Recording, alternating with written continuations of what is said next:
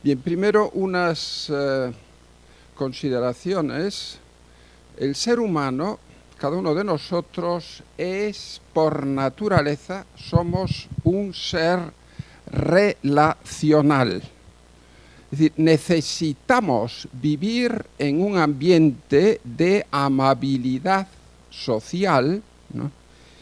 Y si esto falla, si esto falta, pues podemos enfermar. Esto lo vemos con mucha frecuencia, pues por ejemplo en el trabajo, ¿no? Pues la mujer, por ejemplo, de un amigo mío que estuvo trabajando de médico en un lugar aquí de Madrid, hasta que vino un llamado Trepa, otro jefe, ¿verdad?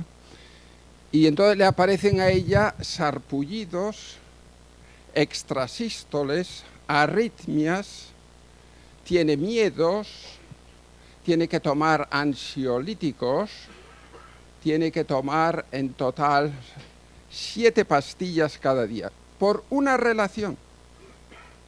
Esto se dice que la psicología se convierte en biología, o la comunicación se convierte en biología. Pues esto, si ahora lo llevamos al plano médico-paciente, pues claro, tiene una relevancia enorme.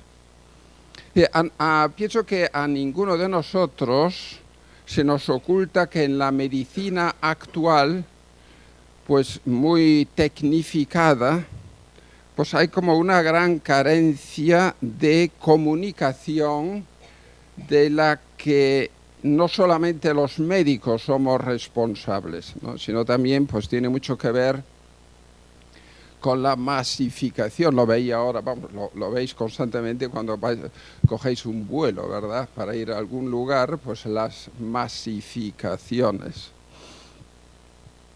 Bien, entonces, el ambiente tiene gran influencia sobre nosotros y las palabras, que es lo que me parece aquí ahora importante subrayar, pues son muy importantes. Se tiene una influencia sobre la salud del paciente, ¿no? Sobre su sistema inmunológico.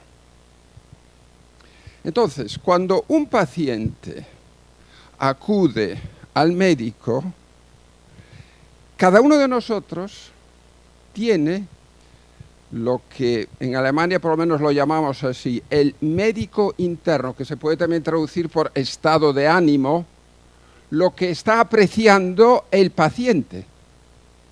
Y es lo que le podemos llamar médico interno propio. Y que el médico externo, el que lo está tratando, pues debería de tener muy en cuenta. Pero claro, el trabajo, la cantidad de trabajo que suelen tener los médicos, ¿no? Pues se puede olvidar esta realidad. Cuando uno se centra exclusivamente en el poder de los aparatos, pero descuida entonces el poder de la palabra. Entonces, ¿qué importancia tiene? Pues el buscar, el aliarse con el médico interno del paciente mediante una conversación empática. Es decir, esto significa contar con un gran aliado en el proceso de curación. Es decir, el médico empático pues sabe descubrir ese médico interno del paciente, ¿no? Y que, vuelvo a repetir, pues es su estado de ánimo, su actitud interior ante sus dolores y síntomas. Entonces, con la medicina tecnificada se corre a veces el peligro de querer ir rápidamente al grano sin contemplaciones. Pero claro, este modo de actuar pues tan solo se puede justificar en los casos de urgencia. Bien, a mí me lo decía una vez un abogado, me decía esto, ¿no? Refiriéndose a las demandas, ¿no?, efectuadas contra los médicos. Él me acuerdo, me decía estas cosas, decía: gran parte de las demandas por negligencia son debidas en realidad a quejas sobre una mala información. Hay médicos que no escuchan al enfermo, que no explican de forma asequible el diagnóstico, el tratamiento, los riesgos y las secuelas que este último puede producir. Hay que buscar el modo de restablecer la comunicación entre el médico y el paciente, de manera que se desdramatice todo lo que supone una demanda civil. Es decir, el buen médico sabe detectar las resonancias que se producen en el encuentro con el paciente, y de esto va a depender en gran medida el buen o el mal resultado del tratamiento.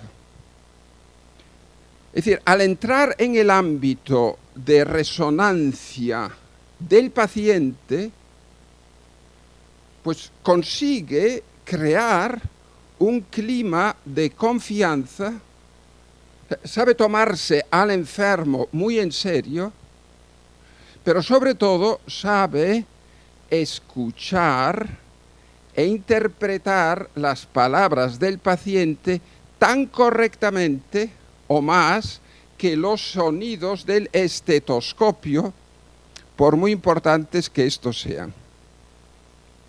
Bien, una palabra acertada tiene un efecto curativo muy grande.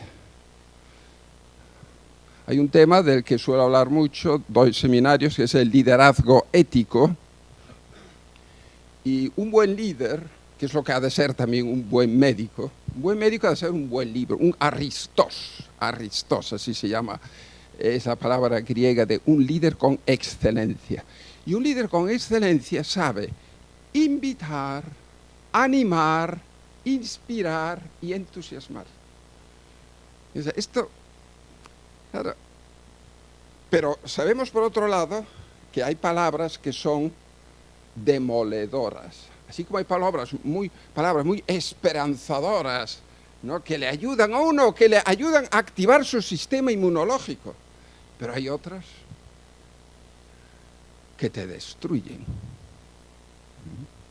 Y esto lo demostró una vez, la pionera, se llama Naomi Eisenberger, es la directora del Departamento de Psicología de la Universidad de Los Ángeles en California, y dijo eso, que no hay diferencia entre el dolor físico y el dolor de marginación o de no tomar en serio a alguien.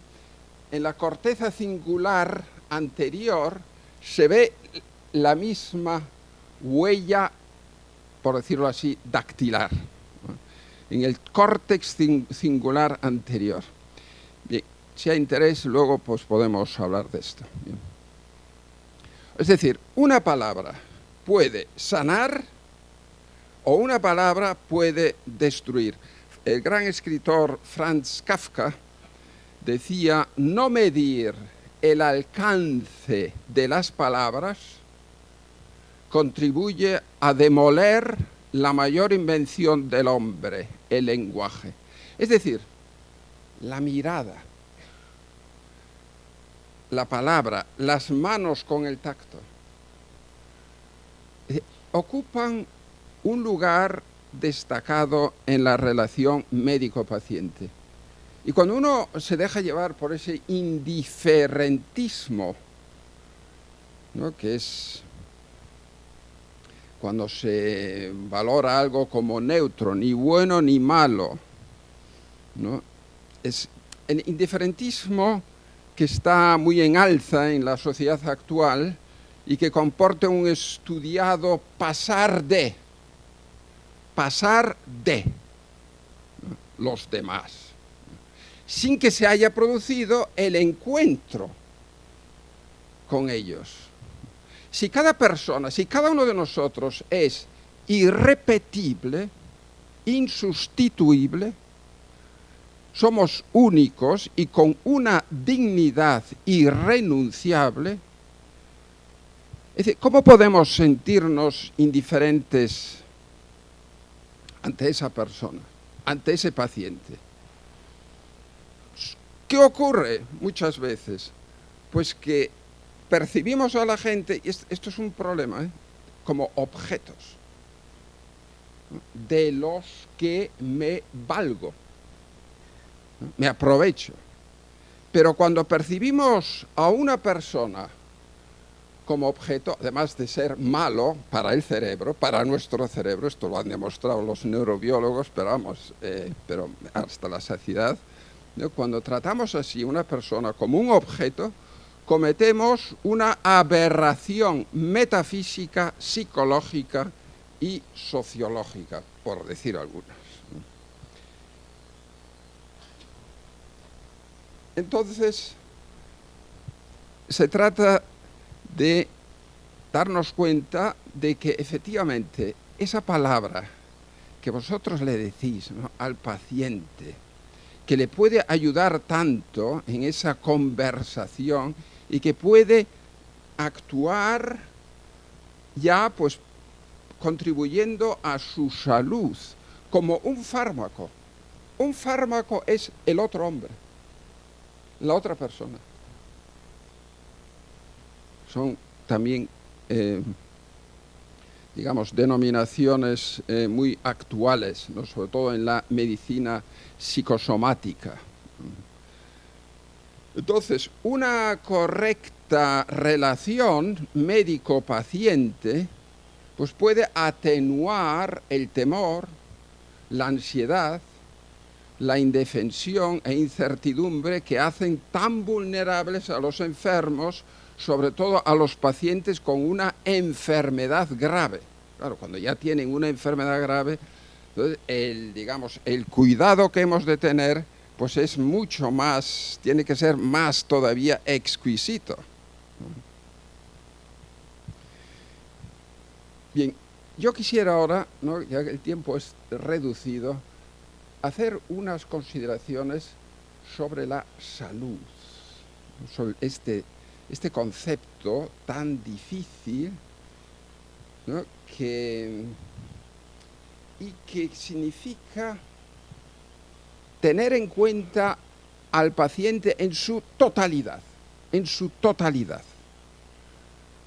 ¿no? Y no olvidemos que la terapia, para ser eficaz, pues ha de respetar la naturaleza del cuerpo humano, ¿no?, sin cosificarlo, ¿no?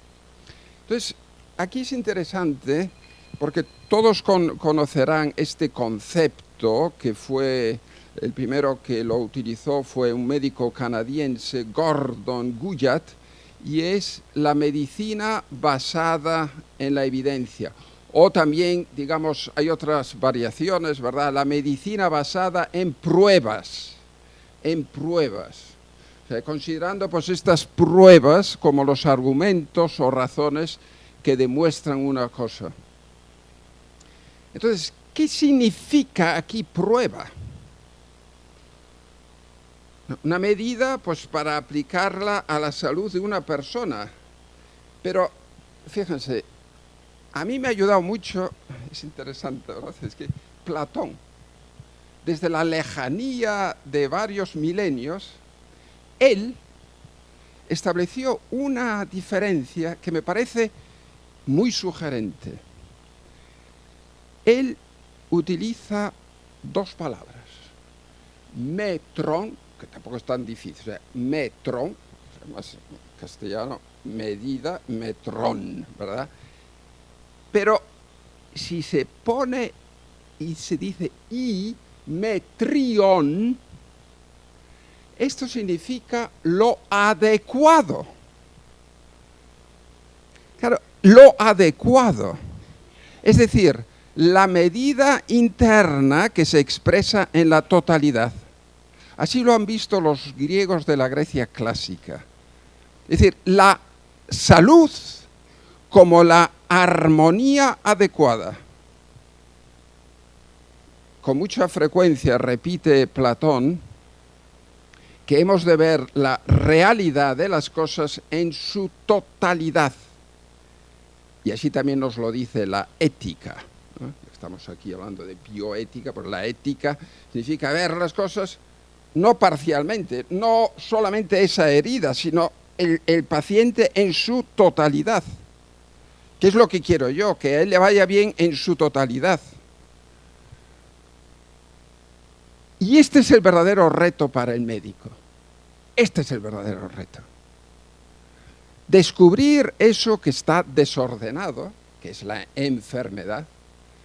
Decir lo que es la salud es un concepto que está muy escondido, es muy difícil. Por eso se dice muchas veces la medicina trata de las enfermedades. Ah, claro, ahí es mucho más fácil. Las enfermedades, las cosas que le ocurren, o sea, lo que me obliga a mí a ocuparme de esa persona. Entonces ve que hay algo desordenado y lo que quiere el médico es aplicar una terapia. Y la palabra terapia viene de terapoio, escrito terapeuo, y que significa, ¿no?, ayudar, servir, restablecer,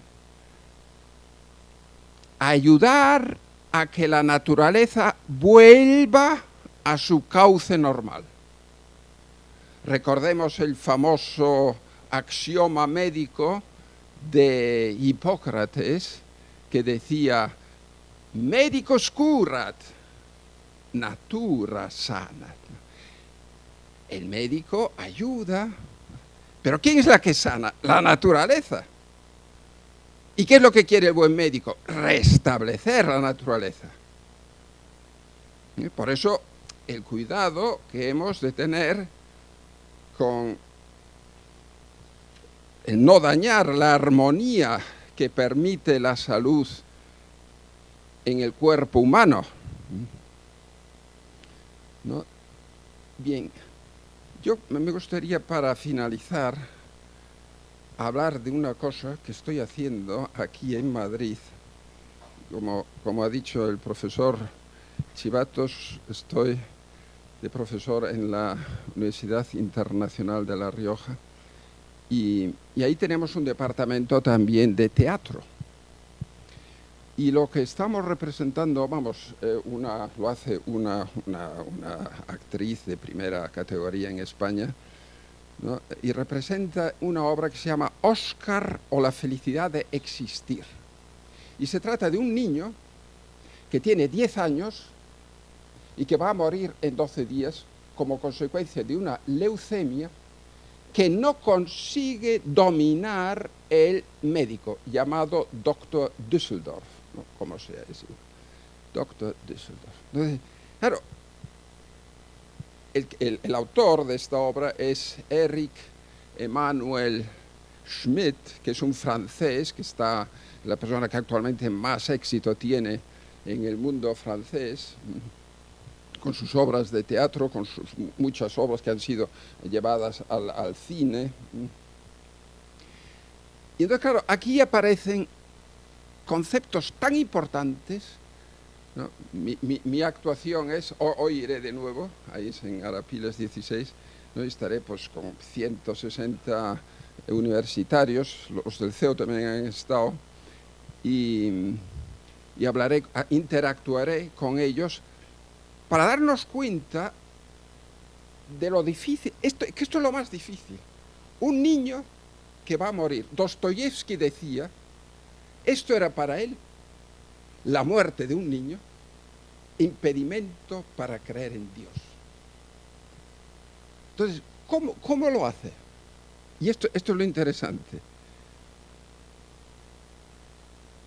Pues, fíjense, una cosa que me parece muy interesante cuando conocí a Viktor Frankl es saber tener buen humor. Cuando uno está ante una situación tan difícil, ese niño Oscar está enfadadísimo con sus padres porque no se atreven a hablar del tema. Son unos cobardes, dice Oscar. ¿No? Él tiene una cuidadora que se llama Mami Rose, que lo hace de maravilla. Y sabe hablar con él y aprende naturalmente, porque los niños, ¿no? Pues abordan, ¿no? O sea, de la mano de un niño, pues podemos preguntarnos más fácilmente por los problemas serios de la vida. Es decir, buscar un sentido a lo que no podemos comprender. Entonces, claro, aquí Oscar le escribe cartas a Dios, ¿no? Una por día, ¿no? Y cada día son como 10 años que van pasando. Y con unos comentarios que me parecen muy interesantes, ¿no? De los que con mucha empatía. La empatía la tiene sobre todo pues esa cuidadora buena que es la Mami Rose. Y entonces, o sea, vemos dos cosas, que es lo que yo ahora aquí me gustaría ya subrayar y con esto finalizar. Los padres que no lo aceptan, que es el único hijo que tienen y se va a morir y lo saben y no se atreven ni a verlo. Y por otro lado, el doctor Düsseldorf, claro, a un médico que le ocurre, pues, entre comillas, lo peor que le puede ocurrir, que se muera el paciente. Y además no encuentra solución a eso, a su leucemia. Entonces también, pues, no habla con él. Entonces, Oscar, que al principio estaba muy enfadado con sus padres y con el médico, pero luego hay como una conversión, ¿no? Y la conversión consiste en esto, que Oscar por fin se da cuenta, pero sí, muy bien, pues yo me voy a morir, pero mis padres también se van a morir. O sea, yo también tengo que tener comprensión con ellos, ¿no? Y se acerca a sus padres, ¿no? Y esa es la conversión, y luego ya al final de la obra dice: lo siento, no había caído en que vosotros también os moriréis un día. Y al doctor Düsseldorf, fíjense lo que le dice, y que me parece muy interesante en este contexto de la relación médico-paciente, para tener también la valentía de hablar de lo que sea. Dice: escuche, doctor Düsseldorf, le dice ahora Oscar, el niño de 10 años, le voy a hablar francamente, porque yo siempre he sido muy correcto con el tema de la medicación y usted ha estado impecable con el tema de la enfermedad. No se sienta culpable. No es culpa suya si alguna vez tiene que dar malas noticias a la gente. Tiene que relajarse. No es usted Dios. Levante el pie del acelerador, doctor Düsseldorf, y no le dé a esto demasiada importancia, si no, no podrá seguir en su profesión mucho tiempo. Mire qué cara se le ha quedado.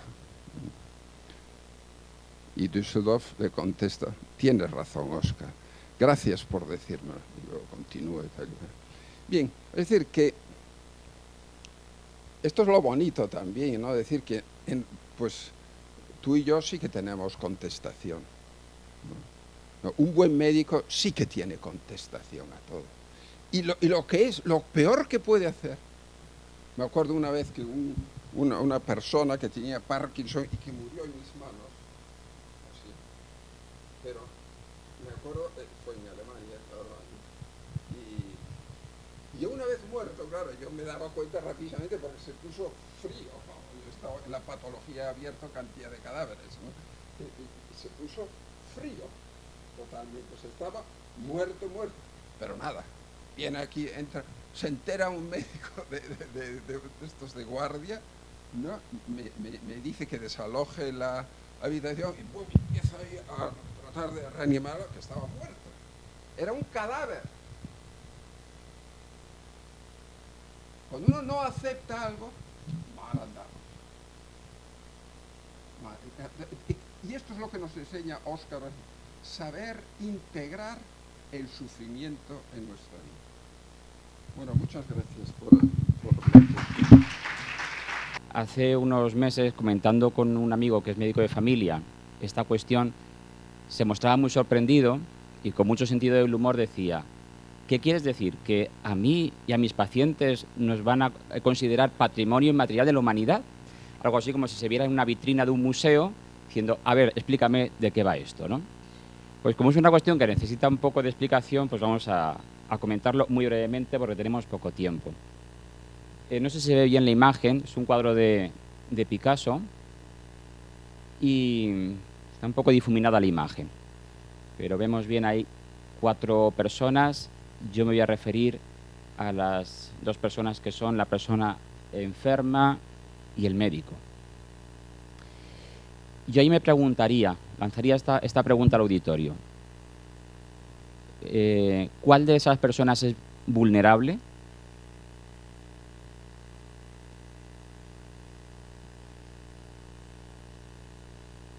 La respuesta sería que hay una persona más vulnerable que otra, que es la persona enferma.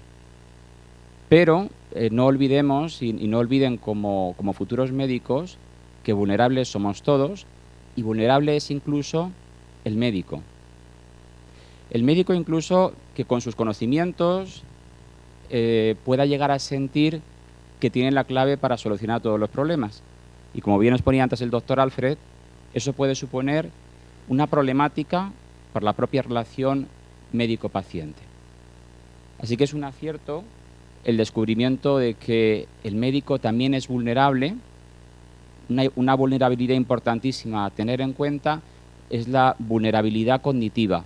Es decir, el médico, aun habiendo estudiado, no lo sabe todo y consecuentemente tampoco lo puede todo. Pero eso no se contradice con que el médico tiene que estudiar, tiene que prepararse y que tiene que tener una constante actualización. El último aspecto el que me quería fijar en este cuadro es el siguiente. La relación médico-paciente en ese cuadro está reflejada en esas 2 manos que no están entrecruzadas porque la enferma está tan vulnerable que no puede ni agarrar la mano. Pero sí que está el médico sosteniendo, tomando el pulso posiblemente, de la enferma. Pues justamente en ese coger la mano, en ese juntarse de las manos, es donde está la relación médico-paciente. Es decir, que ahí no hay una enferma y un médico, o una enferma y por otro lado un médico, sino que lo que hay es una relación, es un encuentro. Y un encuentro de vital importancia, sobre todo de vital importancia para la persona enferma. Y esto es lo que en los últimos tiempos se está viendo que sufre una serie de atentados, de amenazas sobre las que hay que trabajar. ¿Por qué?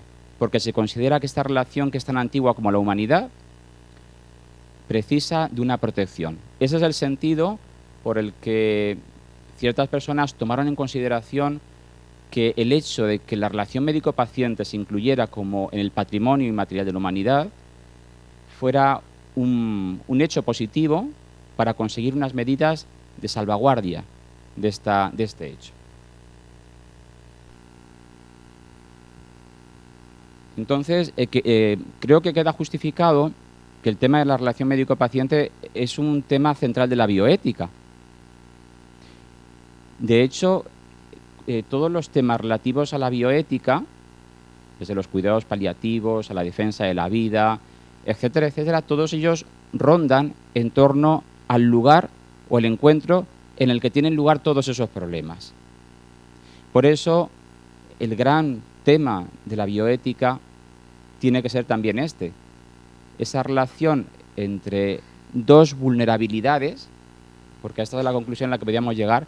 Hay un encuentro entre dos vulnerabilidades, que es lo que ha fundado en la historia el nacimiento de la relación de ayuda, y una relación entre un médico y un paciente en la cual no están solos. No está solo el médico con el paciente, sino que cada día nos damos más cuenta que junto con el médico y con el paciente están los políticos, están las grandes empresas de sanidad privada, las farmacéuticas, la sociedad con sus valoraciones, y ahí es donde se generan unas interrelaciones más amplias que van más allá de lo que ocurre en el consultorio o de lo que ocurre en un hospital.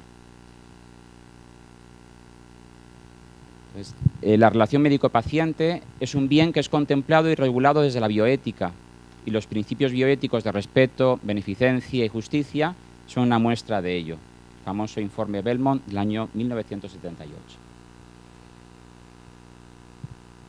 Entonces, el sentido de la inclusión en el patrimonio inmaterial de la humanidad, cuando se da el paso para incluir la relación médico-paciente en este patrimonio cultural intangible, cuando se observa que hay un riesgo en esa realidad que se quiere incluir en el catálogo, ¿no?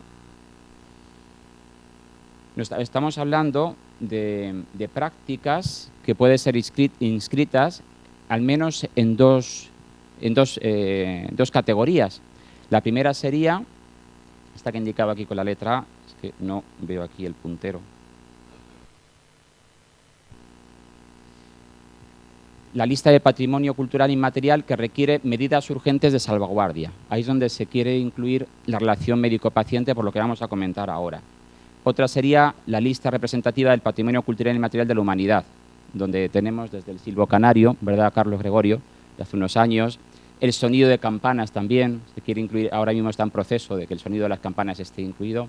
Y la pizza, ya no sé cuál de ellas, pero también desde el año pasado se ha propuesto. Bueno, pues cómo no, con mayor trascendencia, la relación médico-paciente. Dentro de este patrimonio pues, encontramos diferentes manifestaciones y se solicita la inclusión en la relativa a usos sociales entendidos como costumbres que estructuran la vida de las comunidades y grupos, siendo compartidos y estimados por muchos de sus miembros. No habría duda de que esa relación médico-paciente es un hecho estimado socialmente y, como vamos a ver ahora, está en riesgo. ¿Quién ha promovido este proyecto? Pues como nos ha explicado el doctor Chivato, pues en el año 2016, en la Conferencia de Decanos de Medicina, se planteó esta posibilidad. Actualmente el proyecto es liderado por el doctor Patricio Martínez y en el Foro de la Profesión Médica llevamos desde hace 2017, estamos en el 2018, ya se va a cumplir un año y pico desde que empezamos a trabajar un amplio grupo para hacer primero un documento de trabajo que podía ser presentado, bueno, primero tener apoyo político y segundo un documento que se tiene que presentar, se presentó ya en el Ministerio de Educación, que es la puerta de inicio para que esto pase luego a nivel europeo. El año pasado, allá por el mes de junio, hubo una rueda de prensa donde se presentó este proyecto. Me llama la atención que no apareció en medios de comunicación, a pesar de que los medios de comunicación estaban allí. Sin embargo, el sonido de campanas, el otro día, en las noticias de mediodía, se planteaba o se presentaba, ¿no?, este proyecto de que el sonido de las campanas, que creo que es muy importante. Yo creo que el hecho de que una cosa salga en los medios o no también es por lo atípico, ¿no? Quiero pensar que es positivo que esto no saliera en los grandes medios de comunicación, porque cualquiera asumiría que la relación médico-paciente deba ser un bien a proteger. Pues estamos ahí un grupo de trabajo muy amplio de más de 15 personas, desde hay médicos, juristas, también del campo de la filosofía, antropología, etcétera, etcétera, historia de la medicina, y estamos actualmente trabajando en lo que es una argumentación teórica en torno al hecho de la relación médico-paciente. Y ahora ya para ir finalizando, voy a lo más interesante, que es preguntarnos por qué. por qué necesita ser salvaguardada la relación médico-paciente. Y voy a hacer referencia a algunos de los elementos más importantes. Uno de ellos ya lo he comentado. La relación médico-paciente está amenazada por las influencias llamadas biopolíticas. Dicho sencillamente, el Estado interviene. Y el Estado interviene porque los bienes son limitados y, por tanto, hay que cuidar el bien económico para que no se desestabilice. Pero, claro, la problemática que se deriva de ello es que el médico, la comunidad sanitaria, se siente también limitada en su acción debido a medidas que van más allá de lo que, son las propias cuestiones que le competen al médico y a la comunidad sanitaria, que es el bien del paciente. Entonces, ahí tendríamos un ejemplo de una amenaza, en la medida en que más allá de lo que ocurre en la relación médico-paciente, hay unas influencias que puedan determinar qué se hace y qué no se hace, hay una amenaza, hay una vulnerabilidad que va a afectar a las dos personas que están implicadas, el médico y el paciente. Bueno, antes se lo olvidado comentar una cosa, en el grupo de trabajo, y esto es importante, quienes no faltan son los foros de pacientes, porque sería un absurdo, y estuvo a punto de ocurrir en algún momento, ¿no?, que no se contemplara la presencia de los pacientes en ese grupo de trabajo, ¿no? Entonces, esta amenaza no solamente para el médico ni para la comunidad sanitaria, la comunidad de los médicos, sino que es una amenaza para todos los que estamos implicados ahí, los pacientes los primeros. Influencias económicas e industriales, el influjo de la empresa privada, la empresa farmacéutica, en qué sentido los médicos dicen sentirse manipulados en muchas ocasiones. Otra influencia que llama a poner un parapeto, una defensa ante este hecho de la relación médico-paciente. Hemos escuchado con mucha frecuencia también el problema del cientificismo y el tecnicismo. Afortunadamente la ciencia ha avanzado, la técnica ha avanzado, pero en muchas ocasiones contemplamos que ese mismo avance de la ciencia, ese mismo avance de la técnica puede demoler lo más importante de ese encuentro interhumano, que es el encuentro entre dos personas y que es el considerar que a quien tengo delante no es una cosa, sino que es una persona.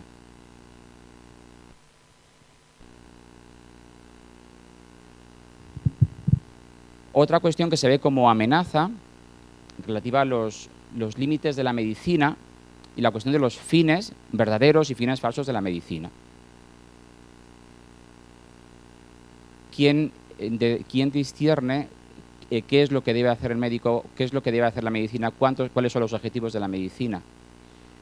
La misma sociedad le plantea a la medicina qué es lo que debe conseguir, pero a veces esas demandas sociales no son las más ajustadas a la realidad. De modo que la comunidad sanitaria también se plantea la necesidad de implementar una cordura a la hora de discernir hasta dónde puede llegar la de medicina, qué es lo que justamente, qué es lo que éticamente se le puede pedir a la medicina y qué es lo que no se le puede pedir. Amenazas epistemológicas, el grado de hiperespecialización, el paciente queda dividido por especialidades y eso también a veces provoca un disolverse de lo que es la relación con el médico generalista, o el paciente que se ve perdido ante diversidad de especialistas y al final no sabe a quién tiene que recurrir. Ya hay medidas para solucionar esto, por supuesto, ¿no? Pero también es un hecho que la hiperespecialización es algo positivo, porque es innegable que el hecho de tener un gran conocimiento de las cosas es algo que va a favorecer al propio paciente, pero se percibe también esa dificultad. Como no, el tema de los conflictos de intereses. El médico, como cualquier persona, tiene sus propios intereses, tiene sus fines particulares. Todos tenemos nuestros fines particulares, todos tenemos nuestros deseos, nuestras intenciones. La cuestión es si esos intereses se ponen al servicio de lo que es la relación. Si estamos teniendo en cuenta un bien común, en el caso de la relación médico-paciente, la relación sanitaria, si en alguna ocasión nos está olvidando lo que está en el centro, que es el bien del paciente. Bueno, pues esa es otra de las amenazas sobre las que se está trabajando y ante las que se se solicita unos recursos para poner medios y límite. Un tema que les compete es el tema de la formación. Un hecho interesante, están recibiendo una formación como médicos, pero ocurre que también se puede dar un desfase entre el conocimiento adquirido y luego la práctica que se realiza. O dicho de otra forma, una no aplicación del conocimiento adquirido en la práctica posterior. Se habla mucho del llamado currículum oculto. Una cosa es lo que uno aprende en los libros, en las clases, durante la formación en medicina, y otra cosa es lo que uno va aprendiendo sin darse cuenta cuando llega al hospital, cuando llega a su trabajo y empieza a recibir formación también de otras personas que le rodean y empieza en el día a día a tener una serie de aprendizajes que forman parte de ese currículum oculto. Eso afecta tanto a los temas prácticos como a cuestiones también éticas. La ética no se aprende por ciencia infusa, sino que se aprende también pensando sobre ella y sensibilizándose sobre ella, ¿no? Pues hay un currículum oculto, sobre todo en el campo de la ética y las prácticas humanas de las que antes nos hablaba el doctor Alfred. No se aprende por ciencia infusa, se aprende por modelaje, por imitación. Por eso conviene también tener que en el periodo de formación hay una preparación en estas cuestiones, para que el poder de la imitación de lo que vemos realizar en otros, que quizás no lo realizan demasiado bien, no nos influya a nosotros. También una cuestión de la diversidad identitaria que se va dando en nuestras sociedades, un mundo cada vez más globalizado, más complejo, y muchos médicos dicen, ¿estamos preparados para acoger a esa gran diversidad de variedades culturales? ¿Estamos preparados para ello? Voy finalizando. Creo que no necesita justificación hablar de los beneficios de la relación médico-paciente. ¿Por qué? Porque todos tenemos claro que gracias a la relación médico-paciente tenemos una mejora del bienestar. Gracias a la relación médico-paciente hay una disminución, incluso una evitación del sufrimiento. Una buena relación médico-paciente puede provocar una reducción de pruebas complementarias de intervenciones necesarias. Ya he comentado una anécdota personal, no sé cuánto tiempo me queda poco, pero hace varios años me hicieron unas pruebas diagnósticas y me descubrieron una pequeña hernia de hiato, y la primera médico que me atendió ya me despidió, dijo, bueno, si tome usted este tratamiento, ya no hay otra solución. 6 años después, yo un poco despistado con esto de estar tomando un medicamento de por vida, fui a otra profesional, me atendió muy bien, me mandó diversidad de pruebas y me dijo lo mismo, seguir tomando el mismo tratamiento. Y esta semana pasada volví, porque me habían dicho que necesitaba una revisión, y el médico que me atendió me dijo, ¿quién le ha dicho que necesita una revisión? Primera sorpresa. El contraste entre la información de unos médicos y lo que me decía este nuevo médico, ¿no? Y después yo había preparado también para salir de esa consulta con una diversidad de pruebas que me iban a mandar, porque era lo que había ocurrido en ocasiones anteriores, ¿no? Y esta persona me dijo, no tiene ninguna prueba que hacerse. Y además me dijo, qué barbaridad, ¿qué hace usted tomando durante tantos años este tratamiento? Y yo le dije, es que 2 colegas suyos hace años me dijeron que este tratamiento era de por vida. ¡Qué barbaridad! Palabras que me asustaron. Bueno, palabras que me han asustado, ¿no? Y afortunadamente me ha dicho, bueno, vamos a hacer un tratamiento durante X meses, pero esto se va a suspender. Bueno, situación de un paciente, yo, sorpresa. Sorpresa sobre todo porque cuando llegamos al médico pensamos que hay una objetividad, hay un saber compartido universalizable, pero la realidad nos demuestra a veces que eso no es así. Esto a los pacientes nos genera una problemática, porque uno sale de la consulta diciendo qué he de hacer, a quién me tengo que creer, y el factor de la confiabilidad se deteriora. Yo ahora mismo no sé quién tiene razón. Bueno, lo pongo como ejemplo para que lo trabajen, lo piensen y vean que hay materia. para ver cómo esto tiene una repercusión que tenemos que trabajar para poder solventarla, ¿no? Acabaría con esta frase del doctor Potter, al quien se atribuye el origen del término bioética, y simplemente diría que seguimos en esta tesitura, la necesidad de crear pontífices en el sentido de personas que sepan hacer puentes ¿entre qué? Entre las humanidades y la ciencia. Este puente tiene que ser transitado y precisa de un saber interdisciplinar.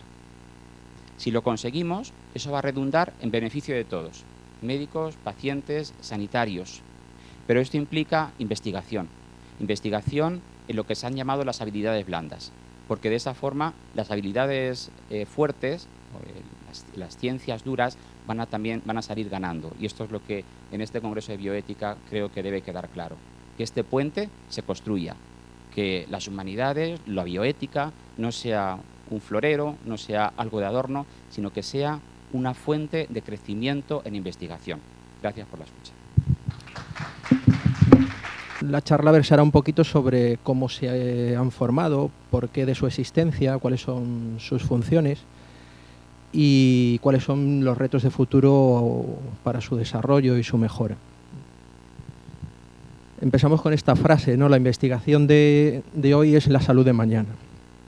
Lo que investigamos se convertirá, si la investigación, el resultado es positivo, en un proceso de tratamiento, un proceso diagnóstico que mejorará la salud de nuestros enfermos. Sois todos estudiantes de medicina y cuando acabéis vuestra carrera os dedicaréis a cualquiera de estos tres aspectos que marcan nuestra profesión, ¿no? La docencia, la asistencia y la investigación.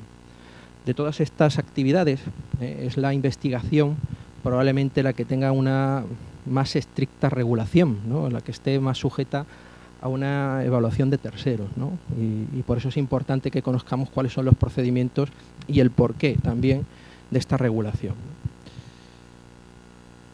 Esta regulación se ejerce desde diferentes ámbitos, ¿no? Los poderes públicos regulan la actividad investigadora. Los poderes públicos nos referimos a nuestras leyes, las leyes que nos rigen.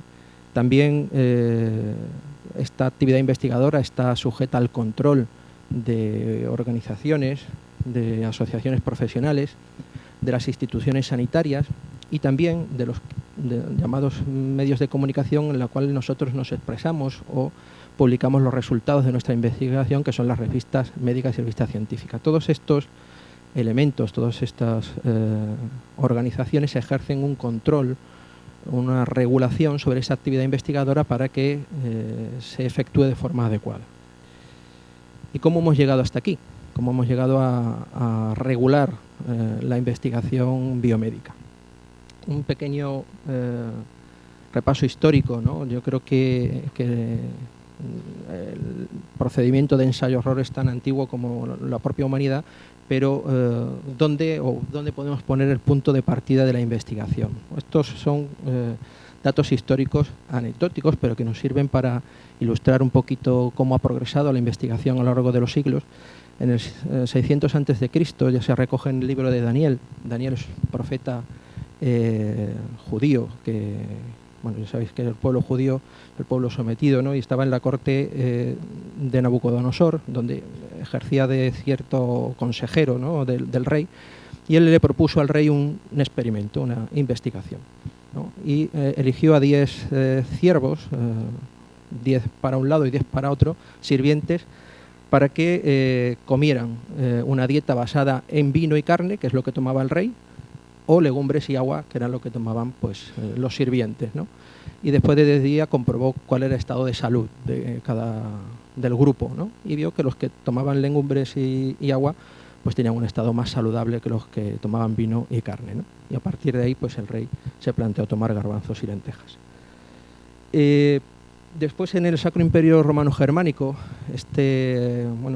bajo el emperador Federico II en el siglo XIII, se hizo otra investigación, estaba un poquito más atroz, ¿no? Y los médicos querían saber porque el emperador así se lo preguntó, que qué era mejor después de comer, si andar o echarse la siesta. Entonces cogieron también a 2 esclavos, en este caso, les dieron de comer lo mismo y a uno les mandó caminar y a otro le mandó echarse la siesta, ¿no? Y lo peor de todo es que luego le abrieron el estómago, ¿no?, a cada uno de ellos y vieron cuál es el que había digerido mejor la comida. Parece que la siesta es mejor. Ya algo más serio, ¿no? Ya, en 1537, Ambroise Paré es un médico francés que era médico cirujano de un general, pero que atendía a todos los soldados, comprobó, bueno, hasta que él llegó, las heridas de guerra por arma de fuego se trataban con aceite de saúco, ¿no? Y él comprobó que un ungüento que él propio elaboró con yema de huevo, trementina y aceite, curaba mejor las heridas por arma de fuego. James Lind también, bueno, este es un marino, médico que acompañaba a Cook en sus exploraciones por el Pacífico, hizo un ensayo sobre el escorbuto, ¿no? Y él probó varias dietas en los marinos de esos barcos, alguna de ellas con vinagre, con nueces, incluso con agua salada y otras con cítricos, ¿no? Y comprobó evidentemente que los que tomaban naranjas pues no tenían ese problema del escorbuto, y eso cambió el contenido de las bodegas de los barcos a partir de entonces. Luego Pierre Louis también es otro médico francés que bueno, pues echó por tierra la práctica de las sangrías, ¿no?, del uso de las sanguijuelas en las neumonías, mediante una revisión de 128 historias clínicas, mediante un método que él denominó método numérico para Luis. Era fundamental contar en medicina, podemos decir que es el precursor de la bioestadística, ¿no?, contar casos, contar tratamientos, contar tiempo de evolución de las enfermedades, y demostró que las sangrías eran totalmente ineficaces. Pero ya el primer ensayo clínico diseñado como tal fue este de la tuberculosis, la streptomicina y la tuberculosis, realizado en el Reino Unido en 1946 por Austin Bradford Hill, y era el primer ensayo aleatorizado, ¿no?, en el que se comprobó que la streptomicina favorecía la evolución de la enfermedad pulmonar por tuberculosis, y es un ensayo bien diseñado, aleatorizado, que se suspendió precozmente porque los resultados fueron muy positivos. Y él mismo, Austin Bradford Hill, definió lo que era un ensayo clínico, ¿no? Pues es un experimento en seres humanos, cuidadosa y éticamente planteado, con el fin de responder a una pregunta concreta y estructurada. Lo más importante, cuidadosa y éticamente planteado. Bueno, estos son los inicios de la investigación, hasta ahora, hasta Bradford Hill no regulada realmente, pero la historia nos ha despertado la necesidad de regular estas prácticas de investigación, porque por desgracia en el nombre de la ciencia se han cometido auténticas atrocidades, ¿no?, en contra de la humanidad y la dignidad del hombre, ¿no? Estas son las fuentes bioéticas en las que nos vamos a sostener, ¿no?, para la creación de los comités de ética de investigación, desde 1947 el Código de Nuremberg, pasando por la Declaración de Helsinki con sus sucesivas actualizaciones, y bueno, informe Belmont, recomendaciones del Consejo de Organizaciones Internacionales de Ciencias Médicas, las normas de buena práctica clínica y el Convenio de Oviedo.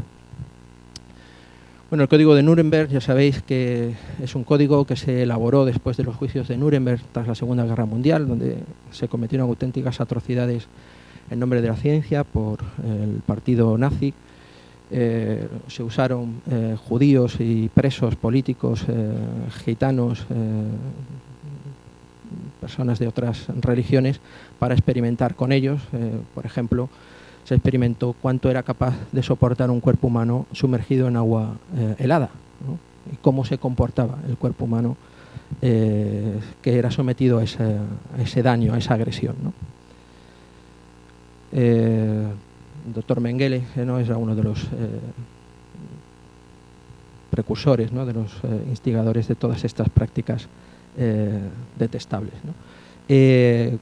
El juicio de Nuremberg acabó con la condena a 20 médicos del partido nazi por unas prácticas atroces, ¿no? Y a partir de ahí se generó el Código de Nuremberg, que tiene varios puntos claves. Los más importantes es pues, el consentimiento informado, voluntario y libre de coerción, la posibilidad de retirarse en cualquier momento.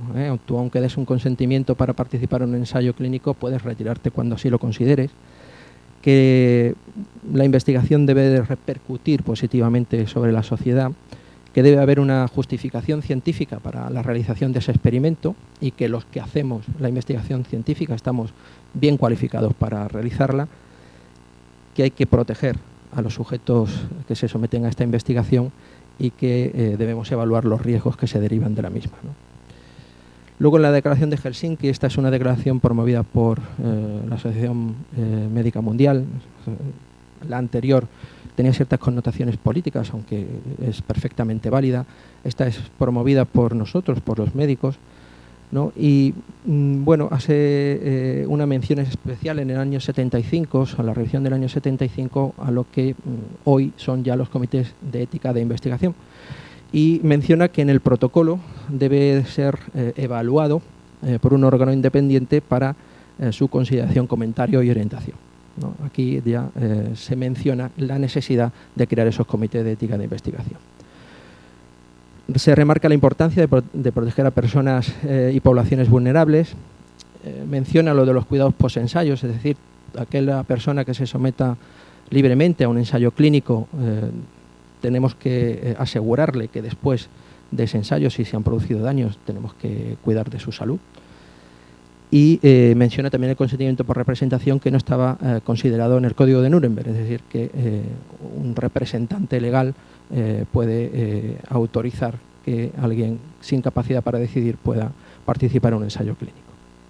Siempre en beneficio o teniendo en cuenta no provocar daños a la persona que participa en el ensayo. Luego, otro informe importante para la base bioética de los comités de ética de investigación son el informe Belmont. Este informe Belmont surge como consecuencia de lo que se llamó una de las más infames investigaciones biomédicas en Estados Unidos, que es el caso Tuskegee. Bueno, pues en Estados Unidos se hizo una investigación en personas de raza negra en las que enfermaban de sífilis, y la investigación consistía en ver cómo progresaba la enfermedad sin ningún tratamiento. O sea, no se le suministraba tratamiento y se veía cómo iba progresando esa enfermedad a lo largo del proceso, ¿no? A partir de este caso se creó por el presidente Jimmy Carter una Comisión Nacional para la Protección de Sujetos Humanos en Investigación Biomédica y del Comportamiento, y ahí es donde surgen, digamos, los principios bioéticos básicos prima facie de autonomía, beneficencia y justicia. Y después Children y Buchan añadieron el de no maleficencia, ¿no? Que aparece luego en su libro de principios de bioética. Después tenemos recomendaciones internacionales. Esto ya surge en 1900 como consecuencia de algunos problemas que se habían derivado de investigaciones no realmente ajustadas a la ética, fundamentalmente en países del tercer mundo, ¿no? Y en poblaciones como presos, orfanatos y psiquiátricos. Y estas recomendaciones internacionales prestan un especial hincapié en la protección a los vulnerables. Esas personas, como digo, como eran presos, pacientes psiquiátricos o niños huérfanos, ¿no? También habla de la confidencialidad y la distribución equitativa de cargas y beneficios.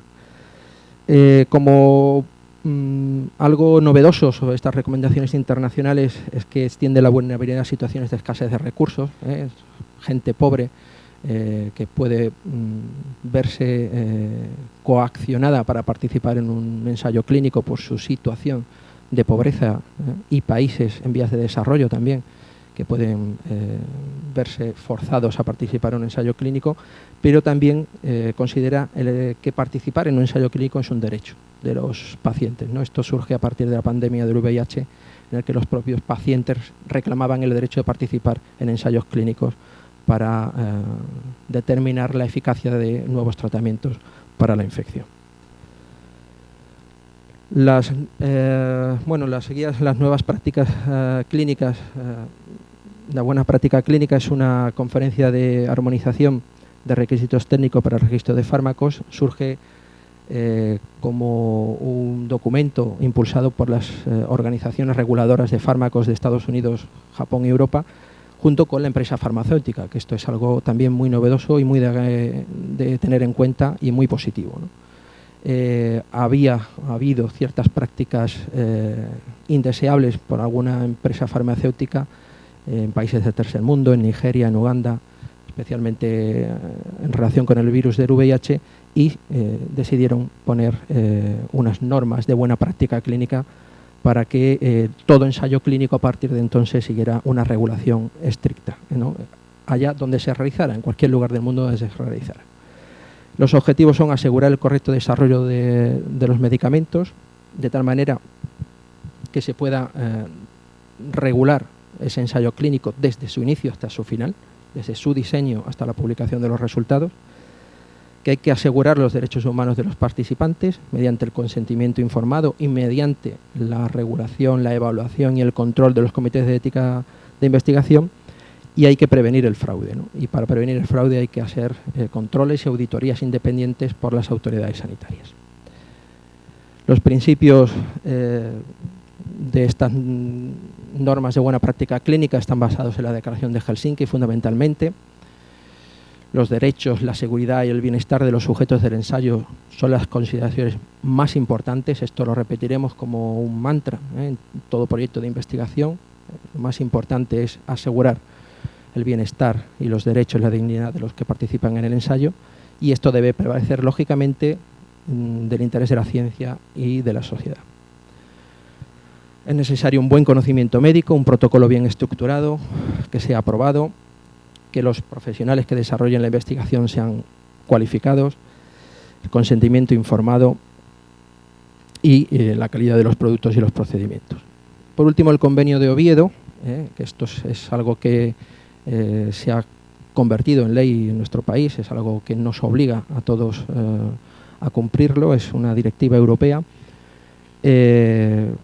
Bueno, fundamentalmente su objetivo, su misión es salvaguardar la dignidad humana y los derechos fundamentales y libertades del individuo con respecto a la aplicación de la biología y la medicina. Nuevamente, salvaguardar, respetar, proteger la dignidad humana sobre cualquier otro interés.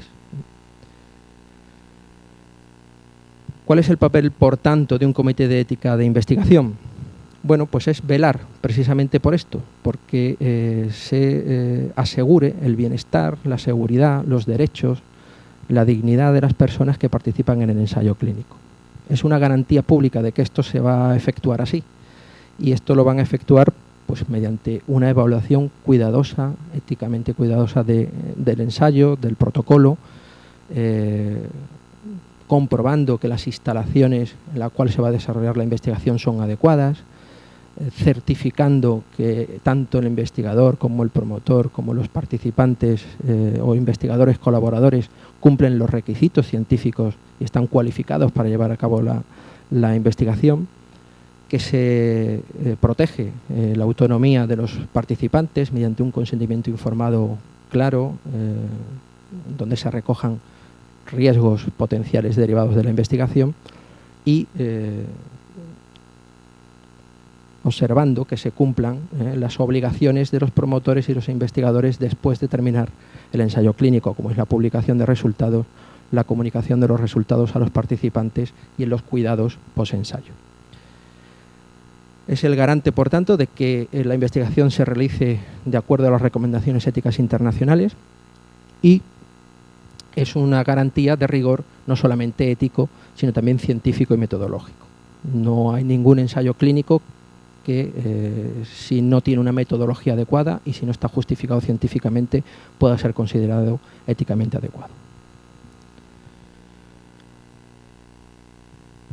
Las bases para decidir si un ensayo clínico es adecuado o no son los principios fundamentales de la bioética, la calidad metodológica y la relación riesgo-beneficio. Bueno, los principios bioéticos ya lo hemos mencionado anteriormente. El principio de autonomía viene especialmente reflejado este principio por el consentimiento libre e informado. Hay que tener en cuenta que toda investigación clínica está sujeta a una incertidumbre en cuanto a los resultados. Es una hipótesis que queremos demostrar y que los resultados pueden no ser positivos, ¿no? Y esto tienen que conocer los que participan en el ensayo clínico. Hay que prestar especial atención a los vulnerables, a los que no son capaces de dar su consentimiento, y a los dependientes, y por supuesto cuidar la confidencialidad de los datos. Estos datos obtenidos de la investigación deben tratarse con la confidencialidad requerida. El beneficio, bueno, balancear el riesgo-beneficio, minimizando el riesgo y buscando la probabilidad de beneficio. Justicia es imparcialidad y equidad. Quiere decir que nosotros elijamos a los sujetos de investigación los óptimos, los adecuados, los que probablemente en algunos de los ensayos clínicos los que más se van a beneficiar de este ensayo clínico, y no marginar a poblaciones que por pertenecer al tercer mundo o por ser enfermedades raras, no marginarlas de ensayos clínicos y de pruebas de investigación que se van a beneficiar. Es ser justos en ese sentido y pensar también en que tanto personas del tercer mundo como aquellos que padecen enfermedades raras tienen derecho a tener proyectos de investigación. Y no actuar maleficientemente, es decir, tener en cuenta que el ensayo clínico tiene validez científica y que metodológicamente es correcto, ¿no? Así aseguramos no infringir daños a los participantes del ensayo. Lo que no es científicamente correcto no es éticamente válido. Estos principios se sustentan en la necesidad de respetar y proteger la dignidad del hombre. Este es un principio corolario, es decir, es un principio que no necesita ningún tipo de demostración. Es la primacía del ser humano por encima de cualquier otro interés. El interés del ser humano por encima del interés de la ciencia, de la sociedad. Los intereses, el bienestar del ser humano que participa en la investigación siempre deben prevalecer sobre el mero interés de la ciencia y de la sociedad. Esto lo iremos repitiendo porque es sumamente importante. La evaluación de riesgos y beneficios, pues bueno, es realmente complejo a priori, ¿no?, establecer cuáles pueden ser los riesgos y beneficios de un ensayo clínico, pero tenemos que intentar sopesarlos, ¿no?, e intentar adelantarnos a esos riesgos, no solamente los riesgos físicos, sino también de otra índole, ¿no?, incluidos los riesgos sociológicos o los riesgos económicos.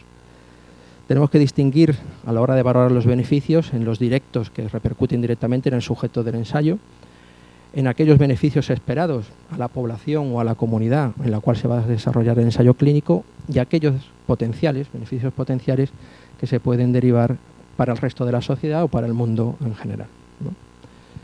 ¿Y quién tiene que participar en esa evaluación de riesgos-beneficios? Pues todos los que están implicados en la investigación, los científicos, juristas, personas civiles, legos, autoridades sanitarias, etcétera.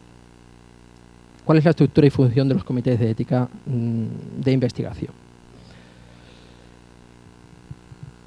¿Cómo se define un comité de ética de investigación? Pues es un grupo multidisciplinar e independiente de individuos designados para evaluar los protocolos de investigación biomédica que implican a seres humanos. Y nuevamente, ¿no?, y ayudan a asegurar que la dignidad, los derechos fundamentales, la seguridad y el bienestar de los participantes son debidamente respetados y protegidos. Nuevamente, ¿cuáles son sus campos de actuación? Pues el más importante viene en su definición, ¿no?, que es la de proteger la dignidad humana, proteger los derechos y el bienestar de los participantes del ensayo clínico, pero también tienen otra serie de funciones secundarias, pero no por ello menos importantes, que un comité de ética de investigación debe desarrollar, que por desgracia muchos comités de ética no tienen la capacidad de desarrollarla con toda la amplitud que sería deseable, ¿no?, como son incrementar la cultura de la investigación, realizar actividades docentes, participar en debates públicos, mejorar el proceso de comunicación en la investigación de todos los participantes, de los sujetos del ensayo, del investigador, de la sociedad, de las autoridades sanitarias, ser un vínculo, ¿no?, una forma de fluir esa comunicación entre las diferentes partes que están implicadas en el proceso de investigación. Y deben ser capaces de demostrar que son imparciales, que son transparentes, que tienen buena voluntad y sobre todo que tienen capacidad de diálogo. método deliberativo que se pondrá en práctica a la hora de enjuiciar aquellos procesos de investigación es fundamental, que tengan esa capacidad de diálogo los comités de ética de investigación. Sus funciones son diversas, no solamente creemos que los comités de ética de investigación tienen una función de aprobar un protocolo o de rechazar un protocolo, sino que ya su función empieza desde el que se diseña el proyecto y ahí pueden participar como asesores de los investigadores, evaluando cuáles pueden ser las consecuencias de los posibles daños, los beneficios que se pueden derivar. Por supuesto, revisando el proyecto, viendo si ese proyecto cumple los requisitos éticos que internacionalmente se han aceptado y, por supuesto, que tengan una calidad científica y se ajusten a la legalidad. Después de comenzada la investigación, también tienen función los comités de ética de investigación en el desarrollo del ensayo. Se pueden dar datos que hagan replantearse la conveniencia o no del ensayo o modificar alguna cuestión del desarrollo de la investigación científica y el Comité de Ética de Investigación puede mandar o sugerir a los investigadores y a los promotores enmiendas al ensayo que modifiquen alguna cuestión del ensayo clínico que se ha visto en su desarrollo que no se adecúa o que se ha podido ver modificada por los resultados, o bien considerar que el ensayo debe quedar interrumpido o al menos suspendido hasta que se resuelvan los conflictos o los posibles problemas que haya podido detectar el comité. Y después, cuando acaba la investigación, también el comité de ética tiene su función porque hay que revisar los informes de los investigadores y hay que pedirles esas responsabilidades que han adquirido con la ciencia, con la sociedad, con los sujetos del ensayo, y deben de comunicar sus resultados de una forma comprensible a los que han participado en el ensayo. Deben publicar sus conclusiones, incluso aquellas conclusiones negativas que no hayan demostrado la hipótesis que el investigador quería demostrar, y bueno, pues debe informar también sobre las cargas que se han podido producir en los diferentes sujetos del ensayo clínico. Seguimos con la composición. ¿Cómo está compuesto un comité de ética de investigación? Bueno, debe haber un equilibrio, ¿no?, entre conocimientos científicos, filosóficos, legales, éticos y personas sin ningún tipo de conocimiento específico en ningún ámbito concreto. Todos deben tener la misma posición, es decir, nadie debe de tener una opinión que prevalezca sobre los demás, todos tienen el mismo calidad de voto, y debe estar compuesto al mínimo de 9 miembros. Y entre estos 9 miembros, al menos un farmacólogo clínico, un farmacéutico del hospital, un diplomado en enfermería, una persona independiente del centro y 2 miembros ajenos a las profesiones sanitarias. Uno de ellos debe ser un licenciado en Derecho. Y a partir de aquí se puede completar el comité como se crea conveniente o como esté regulado en su propio reglamento interno, ¿no? Pero pueden ayudar algunos profesionales como epidemiólogos, bioestadísticos, sociólogos y psicólogos. Es recomendable, aunque no estrictamente necesario, que haya una paridad de género.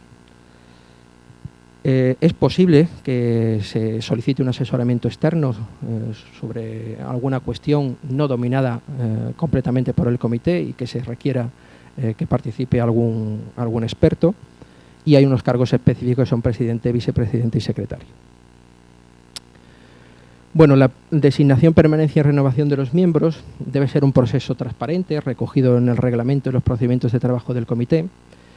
Debe haber un equilibrio entre aquellos miembros del comité que tienen cierta experiencia, que llevan años ejerciendo como miembros del comité, y aquellos de nueva asignación, ¿no?, entre experimentados y novatos.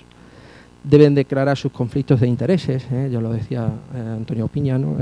Los conflictos, nuestro primer interés es el bienestar, el cuidado de nuestros enfermos, y después tenemos otros intereses secundarios, ¿no?, que son, pues, pueden ser de cualquier tipo, ¿no?, científico, económico, el que sea, ¿no?, pero nunca debe de ocupar el primer lugar.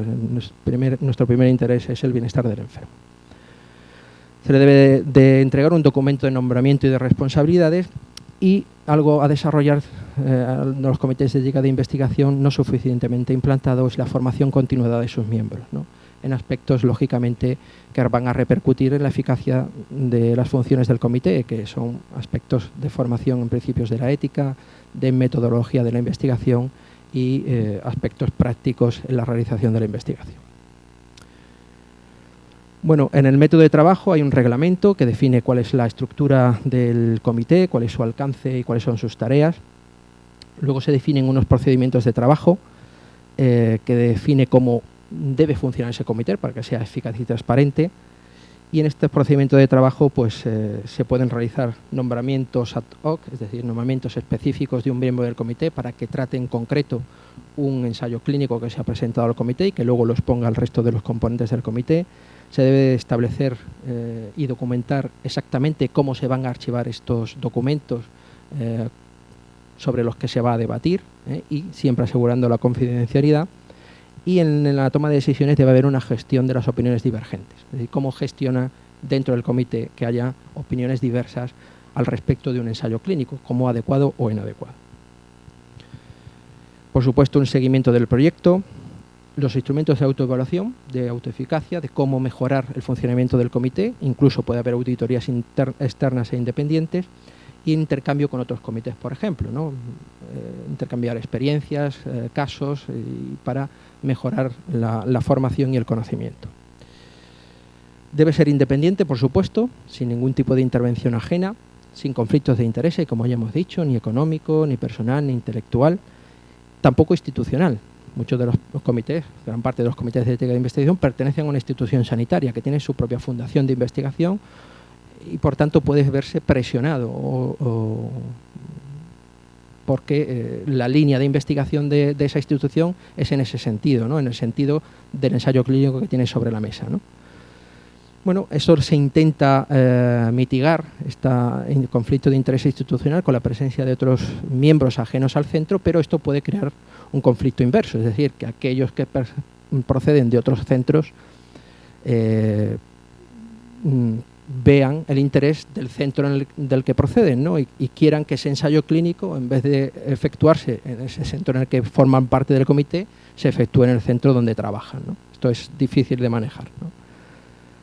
Pero en cualquier caso lo que debemos es de confiar en el buen hacer de los profesionales y que declaren sus conflictos de intereses.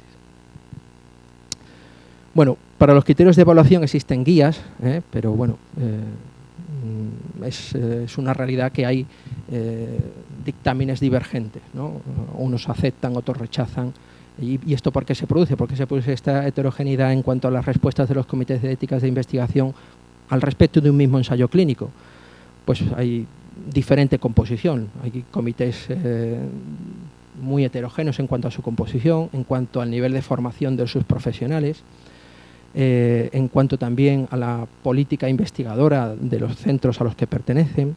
Las dinámicas de grupo son a veces muy complejas, ¿no?, y se resuelven de forma diferente según cómo funcione el grupo del comité, y hay miembros influyentes que pueden, ¿no?, en un determinado momento no imponer, pero sí convencer al resto de los componentes del comité acerca de la adecuación o no de un determinado ensayo clínico.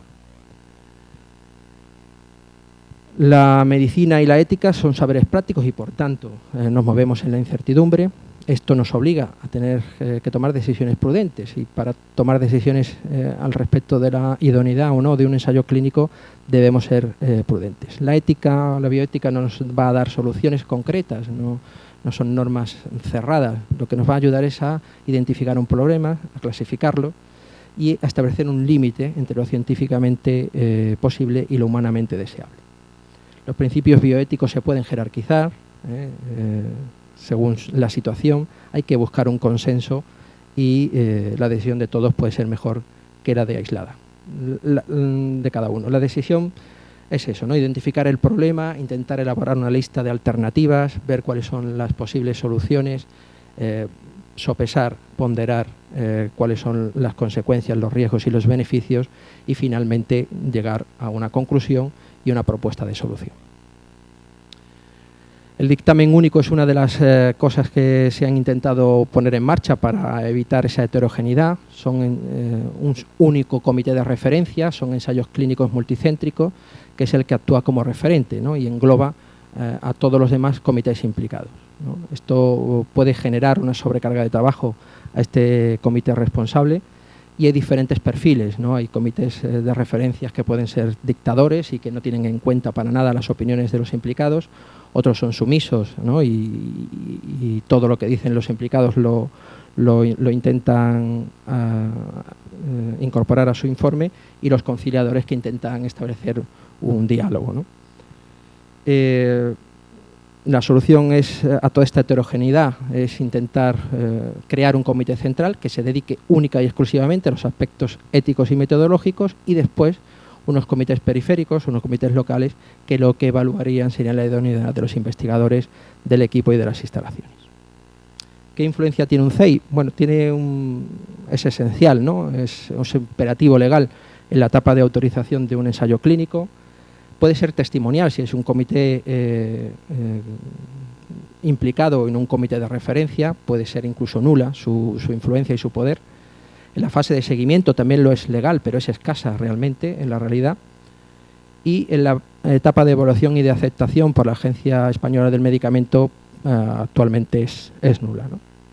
Como conclusiones, tener en cuenta que nuestra actividad investigadora incide directamente, tanto por el proceso como por los resultados, sobre los seres humanos, que no es posible establecer a priori unas consecuencias derivadas de nuestra acción, que eso a veces es muy complicado y que por tanto debemos ser prudentes, que la ética nos ayuda a dibujar los límites entre lo científicamente posible y lo humanamente deseable o aceptable, que son instrumentos los comités muy válidos pero probablemente poco aprovechados, que muchos de ellos están dominados por funciones administrativas y legales y que no es su principal función, que son una gran herramienta para que el entorno ético se desarrolle adecuadamente, y que uno de los retos de estos comités de ética de investigación es minimizar al máximo la heterogeneidad en sus dictámenes.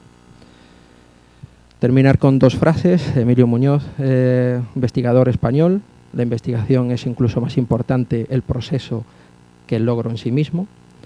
Isaac Asimov, que el aspecto más triste de la vida actual es que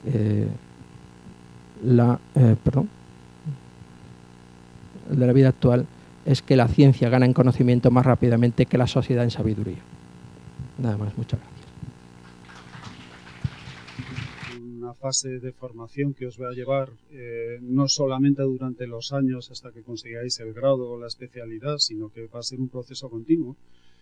Va a ser el abordar problemas de vuestros pacientes, que desembocarán necesariamente en la necesidad de realizar una investigación clínica, y en ese proceso tendréis que establecer colaboraciones, ¿no? Y esas colaboraciones os llevarán a buscar ayuda, apoyo, soporte en investigadores básicos, ¿no? Y mi experiencia vital es que realmente hay que buscar vías de entendimiento y de respeto mutuo entre las dos carreras, ¿no? Que son carreras complementarias. Porque es muy frecuente que un investigador básico tiende a pensar que lo importante es lo que él hace. A fin de cuentas es el que tiene un conocimiento profundo de los mecanismos y técnicas, y tienda a despreciar la aportación de un clínico que en realidad, desde un punto de vista básico, solamente está aportando pacientes que necesita el básico para establecer un proyecto de investigación. Y viceversa, realmente el clínico piensa que lo importante es el paciente, que él es el único que entiende el paciente y los problemas del paciente, y que básicamente el básico lo que aporta es una metodología, bueno, compleja pero predecible, y lo único que necesita es que ejecute unos procedimientos y le dé los resultados que ya se encargará él de interpretarlos, ¿no? Bueno, intentaré comentar con mi experiencia vital pues que realmente la visión y la visión que añade valor es la visión colaboradora o cooperativa, ¿no? Yo he investigado a lo largo de mi vida en alergia desde distintos puntos de vista. Empecé en investigación básica como químico de proteínas y luego empecé a trabajar en una empresa farmacéutica como responsable de control de calidad, ¿no? Como estáis en primero y no habéis dado formación, simplemente una introducción de lo que supone la alergia. Como sabéis, a lo largo de los últimos miles de años, la humanidad ha sufrido distintos cambios importantes a nivel social. Cuando pasa de grupos cazadores-recolectores a grupos establecidos en comunidades, tenía unas ciertas ventajas evolutivas de seguridad en alimentación, probablemente más de protección o protección del grupo, pero nuestro sistema inmune se ve sometido a unos cambios y un estrés muy importante, ¿no? Y de hecho, pues la circulación de epidemias de todo tipo en estas comunidades pues cambia radicalmente. Y eso hace que durante prácticamente toda nuestra historia, hasta alrededor de hace 100 años, la mortalidad infantil y la esperanza de vida se situaban, la mortalidad infantil en prácticamente un 50% de los niños que morían en los primeros años de vida, y la esperanza de vida estaba alrededor de 30 años hasta hace poco. Cuando introducimos toda una serie de cambios que lógicamente son positivos y que suponen una reducción desde ese 50% hasta un 1%, que básicamente será lo que tengamos ahora de mortalidad infantil, eso supuso un cambio simultáneo de un montón de parámetros, y uno de los efectos adversos y no esperados de estos cambios es que una serie de enfermedades inmunes empiezan a aumentar en prevalencia, y entre ellas la alergia, ¿no? La alergia es un tipo de respuesta que originalmente no se diseñó para darnos la lata en primavera o cuando respiramos ácaros, sino para protegernos de infecciones por gusanos, ¿no? Ahora sabemos que esos cambios, en lo que ha sido un cambio del paradigma darwiniano de que realmente toda nuestra adaptación génica se realiza por medio de mutaciones aleatorias y selección natural, tenemos mecanismos muy sofisticados y muy complejos y que estamos lejos de entender, que se llama epigenómica o regulación epigenética, y eso hace que seamos capaces de adaptarnos relativamente rápido a cambios de este tipo. Y ahora mismo pensamos que la alergia es una de esas enfermedades donde tiene un componente epigenético. La epigenética son modificaciones sobre los genes en los niveles de transcripción y por lo tanto de traducción en proteínas, y pueden ser regulados de una forma relativamente rápida, y lo que es más importante, se transmiten por vía hereditaria o se transmiten de padres a hijos, ¿no? Es decir, que nacemos ya con una propensión a ser alérgicos, y eso hace que desde muy pronto los sujetos alérgicos manifiesten clínica alérgica desde los primeros meses de vida, que luego van a ir evolucionando hacia fenotipos de mayor gravedad. Sabemos hoy además que esto es más complicado porque cada vez hay más networks donde realmente contribuyen al mantenimiento de este fenotipo alérgico, como son las barreras epiteliales y su interacción con el sistema inmune. Últimamente se está realizando una investigación intensa en la influencia del microbiota en todo este network, y cada vez pues es más complejo. En alergia, y entra ya cuando yo entro a trabajar en una empresa farmacéutica, cuando empiezo a trabajar como responsable de control de calidad y del laboratorio de análisis, una de las herramientas terapéuticas de amplio uso y claro interés clínico es la inmunoterapia, y esa inmunoterapia consiste en la administración de unas dosis crecientes de lo que da alergia al sujeto para hacerle tolerante, para inducir tolerancia inmunológica, y cuando se controla ese producto, se controlan los componentes alergénicos mayoritarios y la actividad biológica de ese producto. Bueno, pues dentro de las tareas de un responsable de control de calidad, que es asegurar la calidad de los productos que se fabrican, yo era responsable y empiezan a aparecer una serie de efectos adversos ligados a esta administración de tratamiento. Estos efectos adversos se produjeron solamente en un par de grupos clínicos, es decir, de 1000 usuarios de este tipo de productos y varios miles de pacientes tratados. Solamente un par de médicos que estaban viviendo en unas zonas concretas, en Jaén y Córdoba, empezaron a referir pues, que había problemas asociados a la utilización de unos lotes concretos de productos. Cuando esto pasa en una empresa, lógicamente saltan las alarmas, se realizan todo tipo de controles, interviene el departamento de investigación y entonces una especie de control interno de que realmente se están haciendo bien las cosas, se comprueba que todo está bien y sobre todo hay un dato importante, de 1000 usuarios solamente 2 tienen problemas. Luego la conclusión es, si yo estoy haciendo todo bien porque lo he comprobado y 998 usuarios están usando esto sin problemas, el problema debe estar en que estos 2 están haciendo algo mal. Este es un ejemplo típico de cuando hay problemas o cuando hay hipótesis. A veces es importante o debería ser importante el establecer un diálogo y una comunicación, ¿no? Porque a lo mejor se nos escapan cosas y cosas importantes. Bueno, esto quedó así. Os podéis imaginar que estos médicos afectados por este problema no estaban especialmente felices ni con la empresa ni con la solución. Ellos estaban seguros de que estaban haciendo bien las cosas y realmente la empresa, pues en un momento dado esto lo olvida, ¿no? Unos años después sigo mi evolución profesional en la empresa y soy ya responsable de lo que es desarrollo de productos y asumo competencias en áreas de investigación, ¿no? Y entonces este hecho se me había quedado grabado y lo que hago es hablar con los médicos, escucharles, ¿no? Que me cuenten su experiencia y que me cuenten su experiencia posterior, ¿no? Y realmente a partir de aquí lo que surgen es, bueno, desde el convencimiento de que ellos tienen una experiencia clínica determinada, hay hipótesis alternativas que expliquen lo que está pasando.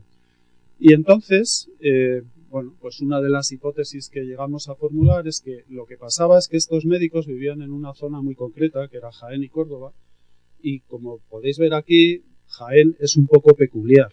O sea, realmente probablemente es la zona del mundo con mayor densidad de un único árbol, ¿no?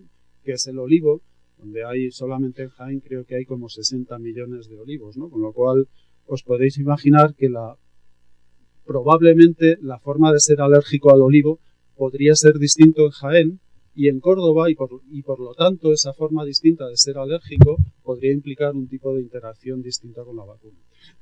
Bueno, para formular esta hipótesis, lógicamente, en este momento yo en la empresa no tenía acceso a todos los recursos que necesitaría para demostrarlo y lo que hice fue establecer un marco de colaboración incluyendo grupos básicos que trabajaban en la caracterización de alergenos de olivo y tenían distintas moléculas, empresas de diagnóstico y distintos grupos clínicos.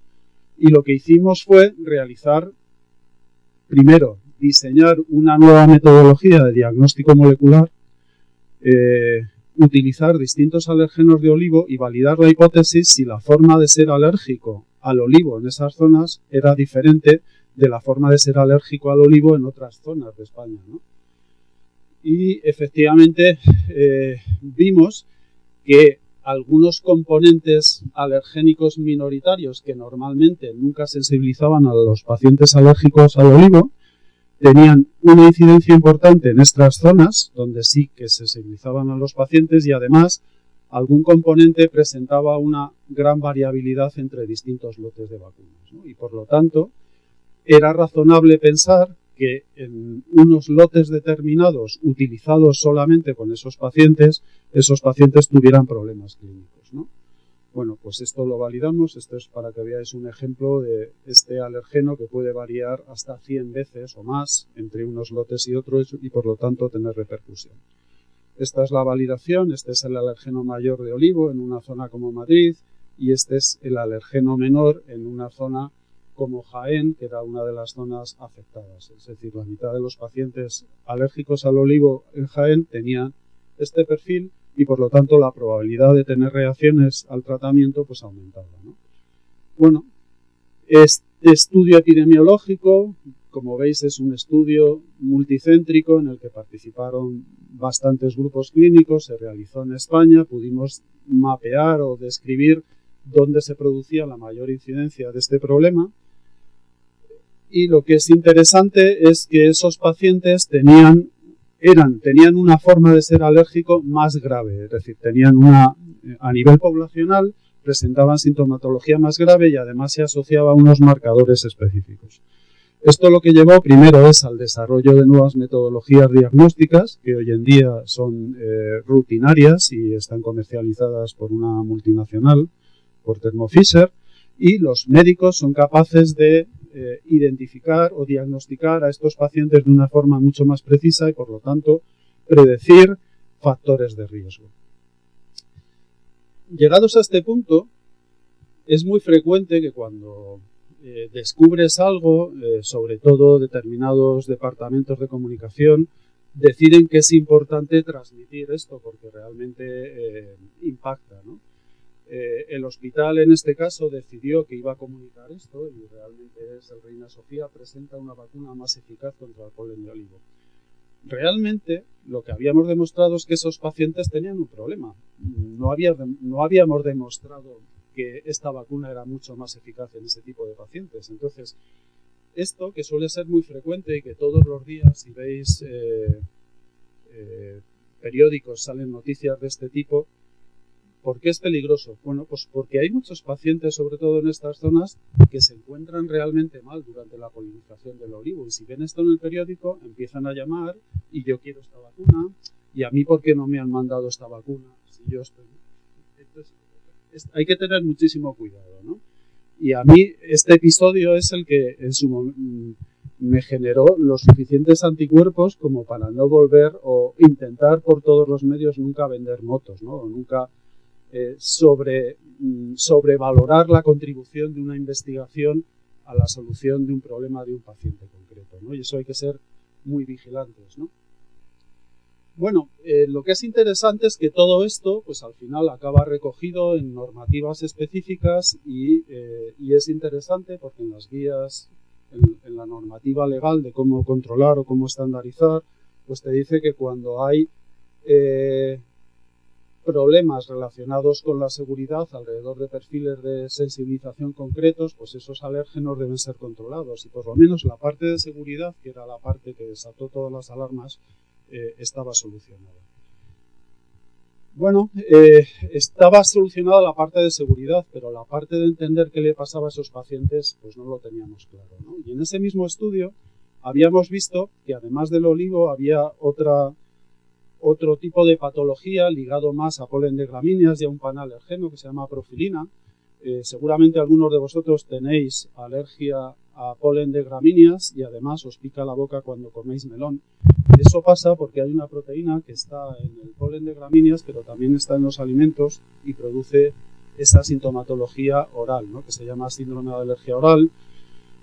Lo que se pensaba es que esa proteína, que es muy inestable, solo podía inducir sintomatología leve y sin embargo lo que habíamos visto es que había unas zonas de muy alta exposición a gramíneas situados en zonas concretas de Extremadura y de Castilla y León donde la sensibilización a ese alérgeno era muy intensa y aquí la hipótesis era si pasaba lo mismo que pasaba en el olivo, es decir, que zonas de muy alta exposición implicaban que esos pacientes tenían un comportamiento clínico distinto. Cuando tienes una hipótesis de ese tipo y eres investigador de perfil básico, mi recomendación es que lo primero que hay que hacer es compartir esa idea con clínicos experimentados que estén expuestos a ese problema y validar si ellos tienen esa percepción. En este caso es, ¿vosotros pensáis que tenéis pacientes que pueden tener reacciones graves y que no concuerden con lo que está asumido o con lo que está descrito a nivel general? Y había un alimento muy concreto que marca este tipo de reacción, que es el melón. Entonces la pregunta concreta era, ¿tenéis pacientes que van a urgencias con reacciones graves en el que el melón ha estado implicado? Bueno, como la respuesta fue afirmativa, pues procedimos a hacer un diseño experimental, un estudio clínico donde intentamos validar esta hipótesis y la validamos, ¿no? Y entonces lo que vimos es que los pacientes que vivían en esa zona sufrían reacciones graves mediadas por melón. Lo publicamos, esto es un cierto cambio de paradigma, pero la siguiente pregunta es ¿por qué pasa eso? No debería pasar. Este alérgeno se destruye rápidamente en medio ácido en el estómago, normalmente solo produce picor de boca y en estos pacientes les produce reacciones más graves. Bueno, Luego podemos discutir las interacciones con los comités de éticas de los hospitales y tal, porque es muy interesante, ¿no? Pero bueno, el diseño que hicimos era un diseño aparentemente no demasiado sencillo, en el que lo que pretendíamos era intentar utilizar el tipo de reacción inducida por este alérgeno en un ensayo específico que se llama provocación, una provocación oral con el alérgeno, y estratificando a los pacientes por tipo de respuesta, intentar saber qué les pasaba. Para ello teníamos que tomar una pequeña biopsia de la mucosa oral e intentar ver qué pasaba. Bueno, esto lo hicimos y lo que demostramos es que había un cambio estructural progresivo en la mucosa oral de los pacientes alérgicos que se relacionaba con pacientes que vivían en zonas de muy alta exposición y que mostraban esa progresión. La demostración de este tipo de investigación es ya la que no puedes acometer en una empresa farmacéutica, porque es más orientada a estudiar un problema, a solucionar un problema, pero no tiene en un horizonte temprano un tipo de tratamiento, ¿no? Este proyecto lo empezamos a desarrollar desde la universidad en colaboración pues, con 4 hospitales del sistema de salud y bueno, pues la investigación llegó a buen puerto. Hemos sido capaces de demostrar ese cambio estructural progresivo de la mucosa oral, lo cual supone un cambio de paradigma en el papel de la mucosa oral en el desarrollo de la alergia y en la enfermedad alérgica, en entender cuál es la evolución desde una alergia respiratoria a una alergia alimentaria, que es uno de los fenómenos más frecuentes en la edad adulta. Prácticamente todas las enfermedades alérgicas alimentarias en edad adulta están asociadas a enfermedades respiratorias previas y bueno, pues recientemente nos han aceptado este primer trabajo en la primera revista mundial de nuestro sector, ¿no? Lo cual pues es un reconocimiento. Bueno, pero dicho esto, a mí se me planteaba la duda de, bueno, estos pacientes, vale, tienen un remodelado de mucosa oral, pero ¿por qué les pasa eso, no? Y para estudiar por qué les pasa eso, lo que hicimos fue una aproximación utilizando técnicas ómicas de alta resolución, transcriptómica y metabolómica, y lo que hemos llegado a la conclusión, después de analizar todos estos datos, es que los pacientes presentan unas características tanto metabólicas como de transcripción específicas, y que están ligadas, en principio, parecen señalar que hay un sistema ligado a plaquetas que está exhausto o está comprometido, lo cual nos permite generar unas hipótesis totalmente novedosas de lo que es la evolución de la enfermedad alérgica y los fenotipos graves y pensar nuevas estrategias de intervención.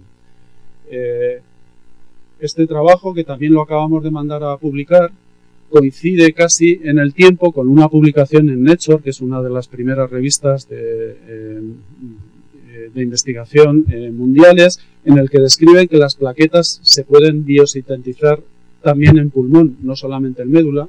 Seguramente durante la carrera os explicarán que se biosintetizan en la médula a partir de megacariocitos. Aquí podéis copiar esta diapositiva y decirle al profesor, pues yo he leído que también en el pulmón. Y es muy interesante porque probablemente marque que las plaquetas regulan todos los procesos de inflamación-reparación. Y este hallazgo que hemos encontrado, pues a lo mejor puede tener muchísimas más aplicaciones más allá de la alergia, ¿no? Y en esos temas. Actualmente yo coordino un programa de investigación colaborativa en el Carlos III, que es una red que incluye grupos clínicos y básicos y que están centrados precisamente en el estudio de estas patologías alérgicas graves, ¿no? Y para esta investigación no podría realizarse sin un network de colaboración muy importante, ¿no? Y ya solamente para deciros que cuando planteéis vuestra carrera profesional, la investigación clínica simplemente es no estar satisfecho con un paciente que no responde, con un paciente que no evoluciona, no resignarse, buscar salidas, buscar preguntas y buscar posibles respuestas, establecer colaboraciones, establecer cauces de colaboración y de comunicación con otros médicos y con otros investigadores. Y en este sentido hay distintos programas de colaboración. Seguramente cuando estéis en hospitales, muchos de vuestros centros participarán en grupos, en proyectos de colaboración cooperativa, en CIBERS, en REPICS, en programas europeos del Horizonte 2020. Yo creo que es la única forma de avanzar es ser capaces de interaccionar, de asumir que cada uno tiene unas limitaciones distintas y que realmente en la colaboración y en las sinergias donde se encuentran soluciones, ¿no? Nunca minusvaloréis vuestro conocimiento. El conocimiento del paciente y el conocimiento clínico es esencial en todo este proceso. No hay ningún investigador básico que sepa todo, que sepa todas las cosas básicas, igual que no hay un clínico. Yo creo que quizá el superar a lo que es la inteligencia artificial que viene tiene que ver más con la capacidad del ser humano de interaccionar y relacionarse en grupo y de aportar más como una entidad colaboradora que como un investigador solo. Y en todo ese proceso, por favor, controlar siempre vuestros egos, ¿no? Tenemos una tendencia natural en el ser humano en pensar que nosotros somos los más listos y los que más sabemos, ¿no? Y con el tiempo lo veréis y veréis este tipo de comportamiento, ¿no? Yo creo que reconocer nuestras limitaciones y aprender de lo que saben los demás, pues siempre es un valor añadido. Y con esto, como me han dejado para el final con presión de tiempo, yo doy por terminado.